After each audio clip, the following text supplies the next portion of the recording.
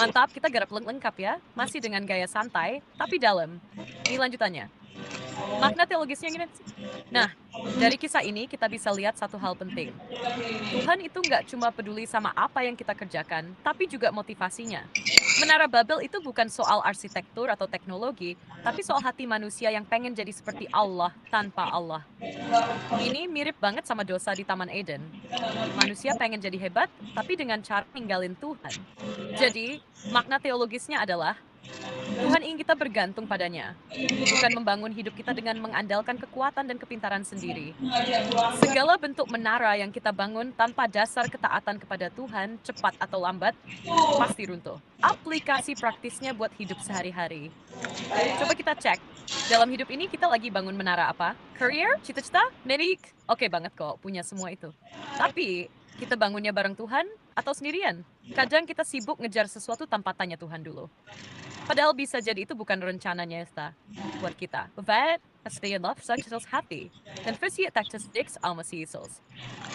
Dan satu lagi, Tuhan bisa pakai kekacauan bahkan kesalahpahaman untuk menggenapi rencananya Aca. Kadang waktu semua jadi kacau.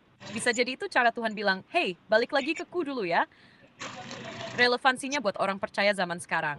Di era digital kayak sekarang, manusia lagi bangun menara Babel versi baru. Teknologi, AI, medsos, dan segala hal yang bikin kita makin berkuasa.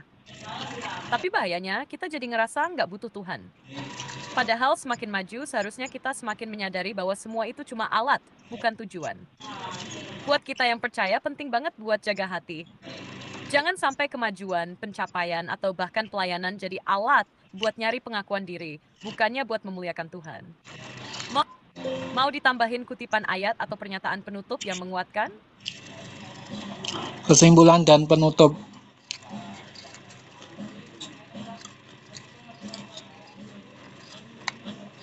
Oke, kita wrap up dengan kesimpulan dan penutup yang tetap santai tapi ngena ya.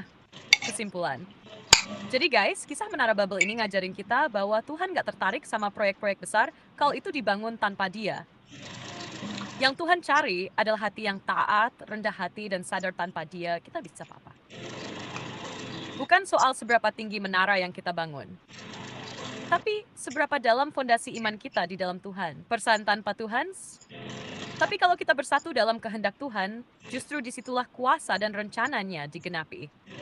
Penutup, oke guys, itu dia renungan kita hari ini dari Kejadian 11. Semoga lewat kisah ini kita makin sadar bahwa hidup ini bukan soal jadi terkenal atau hebat, tapi soal berjalan bareng Tuhan dalam setiap langkah kita. Was, mulai saya sedesikan.